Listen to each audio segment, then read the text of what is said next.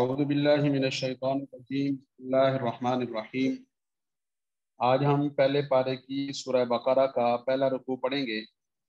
سورہ بقرہ قرآن کریم کی سب سے طویل ترین سورہ مبارکہ ہے، اور اس سورہ مبارکہ میں بنی اسرائیل کو بقرہ یعنی گائے ذبح کرنے کا حکم دیا گیا۔ تفصیل انشاءاللہ العزیز اس کی اسی پہلے پارے میں آئے گی، اور وہاں تفصیل سے اس موضوع پر بات کریں گے۔ اس کی مناسبت سے اس سورہ مبارکہ کا نام سورہ بقرہ رکھا گیا۔ یہ سورہ مبارکہ مدینہ طیبہ میں نازل ہوئی، اور اس کے اندر 40 رکوع ہیں، 286 آیات مبارکہ ہیں۔ اعوذ باللہ من الشیطان الرجیم بسم اللہ الرحمن الرحیم۔ الف لام میم واللہ اعلم بمراد ذلک ذالک الکتاب لا ریب فیہ۔ یہ ایسی کتاب ہے کہ جس میں کوئی شک نہیں۔ ھدی للمتقین، ہدایت ہے للمتقین، ڈرنے والوں کے لیے۔ الف لام میم یہ حروف مقطعات میں سے ایسے حروف کے جن کا معنی و مفہوم اللہ رب العزت کو معلوم، یا اللہ رب العزت نے اپنے پیارے حبیب کریم صلی اللہ علیہ وسلم کو بتایا، اور عام آدمی کو یہ معلوم نہیں، تو یہ عام لوگوں کے لیے اس بات کا پیغام ہے کہ اللہ رب العزت کی طرف سے جو بات بتائی جائے اسے لے لیا جائے، جس بات کو نہ بتایا جائے اس سے رک جائے۔ اور پھر یہ حروف، یہ کلمات، یہ پیغام ہیں کہ ان کلمات سے اللہ رب العزت کا قرآن مرتب ہوا، اور پھر اللہ رب العزت کی طرف سے چیلنج ہوا کہ اس قرآن کریم جیسی سورہ مبارکہ، اس جیسی 10 آیات مبارکہ، اس جیسی ایک آیت مبارکہ کوئی بنا کر لے کر آئے، لیکن اللہ رب العزت کی طرف سے جو چیلنج تھا یہ کوئی بھی قبول نہیں کر پایا، اور سارے کے سارے ناکام ہو گئے، اور اللہ رب العزت کا جو قرآن ہے یہ غالب رہا۔ تو یہ اس سورہ مبارکہ کی ابتدا میں بھی ہے، اور دیگر صورتوں کی ابتدا میں جو حروف مقطعات ہیں وہ بھی اسی مقصد کے لیے۔ آگے فرمایا ذالک الکتاب لا ریب فیہ، یہ ایسی کتاب ہے جس میں کوئی شک نہیں، کوئی شبہ نہیں، اس سلیم الفطرت آدمی کے لیے جس کو اللہ نے عقل سلیم نصیب فرمائی۔ لیکن اگر کسی کی عقل سلیم نہ ہو، مثال کے طور پر آپ حضرات نے دیکھا کہ ایک آدمی بیمار ہوتا ہے اور اس کو ہر چیز کا ذائقہ کڑوا لگتا ہے، حالانکہ وہ چیز کڑوی نہیں ہوتی، لیکن وہ خود بیمار ہوتا ہے، اسے کڑوا لگتا ہے۔ تو لا ریب فیہ سے مراد وہ آدمی ہے جسے اللہ نے عقل سلیم دی ہے، اور اس عقل سلیم کا جو تابع دار ہے اس کو اس میں کوئی شک و شبہ نہیں ہوگا۔ لیکن جو عقل کا بیمار ہے اس کی اپنی بیماری ظاہر ہوگی، اور اس کی وجہ سے وہ شکوک و شبہات کا ارتکاب کرے گا۔ اس کتاب اللہ میں، اس کلام میں کوئی شک نہیں۔ جیسے سورج ہے، جیسے چاند ہے، تو ایسے بھی اللہ رب العزت کی مخلوقات ہیں۔ جیسے الو کے بارے میں آتا ہے کہ یہ، یا چمگادڑ کے بارے میں آتا ہے کہ اس کو دن کو نظر نہیں آتا، اور یہ سمجھتا ہے کہ اندھیرا ہے، حالانکہ اندھیرا ہوتا نہیں۔ وہ چمگادڑ کا اپنا مزاج ایسا، اس الو کا اپنا مزاج ایسا۔ تو ایسے ہی جو آدمی بیمار ہے اسے چیز اپنی بیماری کی وجہ سے کڑوی لگے گی، چیز کڑوی نہیں ہوگی۔ اسی طرح آگے فرمایا ھدی للمتقین، یہ ہدایت ہے پرہیزگاروں کے لیے۔ بھئی پرہیزگاروں کے لیے ہدایت کا کیا مطلب ہے؟ ہدایت تو ہر ایک کے لیے ہونی چاہیے۔ فرمایا کہ اس کے ہدایت ہونے کا فائدہ اور نفع پرہیز کرنے والوں کو ہوگا۔ دوائی کوئی آدمی کھاتا رہے اور ساتھ ساتھ بد پرہیزی بھی کرتا رہے تو دوائی کا کوئی فائدہ نہیں، لیکن پرہیز کرے گا تو اس کا فائدہ ہوگا۔ تو فرمایا کہ ھدی للمتقین، ہدایت کی نعمت اس کو ملے گی جس کے مزاج کے اندر تقوی اور پرہیزگاری ہوگی۔ الذین یؤمنون بالغیب، صفات بیان ہوئی۔ الذین یؤمنون بالغیب، وہ لوگ جو بن دیکھے ایمان لاتے ہیں، اور یہ دین کی خصوصیت ہے، یہ صفت ہے کہ اللہ رب العزت کی طرف سے بن دیکھے ایمان۔ آپ حضرات نے بڑا مشہور واقعہ سنا ہوگا کہ بہلول مجذوب ایک دفعہ کوئی گھروندے سے بنا رہا تھا، تو ملکہ زبیدہ نے دیکھا، پوچھا کیا کر رہے ہو؟ کہا جنت میں محل بنا رہا ہوں۔ پوچھا بیچو گے؟ اس نے کہا جی بیچوں گا۔ کتنے کا بیچو گے؟ فرمایا کہ اتنے دینار کا بیچوں گا۔ تو ملکہ زبیدہ نے اتنے پیسے دے کر کہا کہ میرے لیے ایک جنت کا محل لے۔ تو اس بادشاہ کے سامنے تذکرہ کیا، اس نے مذاق اڑایا کہ یہ کوئی بات ہے، یہ کیسا جنت کا مال؟ تو رات کو اسے خواب نظر آیا اور اس نے دیکھا کہ واقعتاً ملکہ زبیدہ کے لیے مال۔ تو اس نے صبح اٹھ کر بہلول سے کہا کہ مجھ سے اتنے زیادہ پیسے لے لو، میرے لیے بھی ایک جنت کا محل۔ فرمایا کہ یہ بن دیکھے کے سودے ہوتے ہیں۔ زبیدہ نے کر لیا تو اس کا محل ہو گیا، اور آپ نے اب دیکھ کے کہا تو اب اس محل کا کوئی فائدہ نہیں۔ تو یہ سمجھانے کے لیے یہ والی بات عرض کر رہا ہوں کہ اللہ رب العزت کی ذات پر اور اللہ کے نبیوں پر، کتابوں پر، آخرت پر، مرنے کے بعد کی زندگی پر، برزخ پر، اور جو جو ایمانیات ہیں ان سب پر ایمان لانا، یہ وہ بن دیکھے کا سودا ہے، یہ وہ بن دیکھے کا معاملہ ہے جو آدمی اپنے رب کی ذات پر بھروسہ کر کے، اپنے آقا صلی اللہ علیہ وسلم کی بتائی ہوئی خبروں پر اعتماد کر کے جس ایمان کی صفت سے مالا مال ہوتا ہے، یہ صفت ایسی ہے جو آدمی کے لیے جنت میں جانے کا ذریعہ۔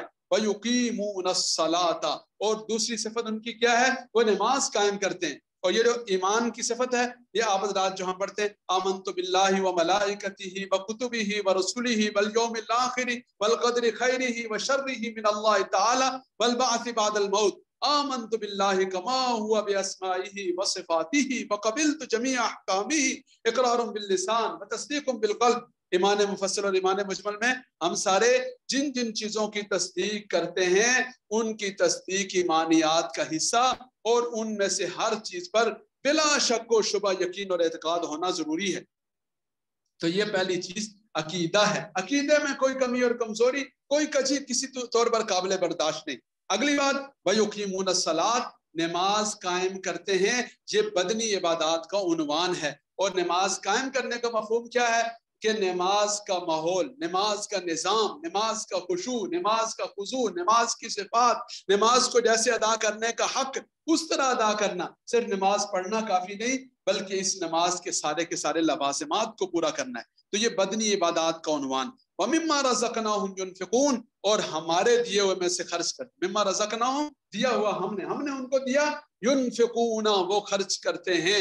تو دیکھیں اللہ کے دیے ہوئے میں سے بندہ دیتا ہے، اپنی جیب سے نہیں دیتا، اللہ کے دیے ہوئے میں سے دیتا ہے، اور اس کے دیے ہوئے میں سے دے تو پھر حضور رحمت صلی اللہ علیہ وسلم کا فرمان ہے انفق یا بلال ولا تخف من ذی العرش اقلالا، اے بلال خرچ کرو اور عرش والے رب سے تنگی کا اندیشہ نہ رکھو، عرش والے رب سے تنگی کا اندیشہ نہ رکھو۔ فرمایا کہ والذین یؤمنون بما انزل الیک، وہ لوگ جو ایمان لاتے ہیں بما انزل الیک، اس چیز پر جو آپ کی طرف اتاری گئی، وما انزل من قبلک، اور جو آپ سے پہلے لوگوں کی طرف اتاری گئی، وبالآخرۃ ہم یوقنون، وبالآخرۃ، اور آخرت پر، ہم یوقنون، وہ یقین رکھتے ہیں، وہ ایمان لاتے ہیں۔ اولئک علی ھدی من ربہم واولئک هم المفلحون۔ تو یہ جو تیسری چیز ہے، یہ تیسری چیز وہ اصول بیان فرما دیا کہ بھائی دین تو صرف حضرت محمد صلی اللہ علیہ وسلم پر اور قرآن کی شکل میں تو نہیں آیا، اس سے پہلے بھی تو تھا۔ تو فرمایا کہ پہلے کے بارے میں ضابطہ کیا ہے؟ یؤمنون بما انزل الیک وما انزل من قبلک، جو آسمانی باتیں آئی ہیں سب کے سب پر ایمان۔ اور آخرت ایک مستقل چیپٹر ہے، اس کو الگ کر کے بیان کر دیا، اس لیے کہ یہ آخرت کا ایمان اور عقیدہ یہ ایسی چیز ہے کہ جس نے رسول اللہ صلی اللہ علیہ وسلم کے معاشرے کو مثالی معاشرہ بنایا۔ اگر آخرت کا تصور کسی معاشرے میں، افراد میں نہیں ہے تو پھر وہ سمجھے کہ وہ معاشرہ اور افراد کبھی بھی رائے راست پر نہیں ہو سکتے۔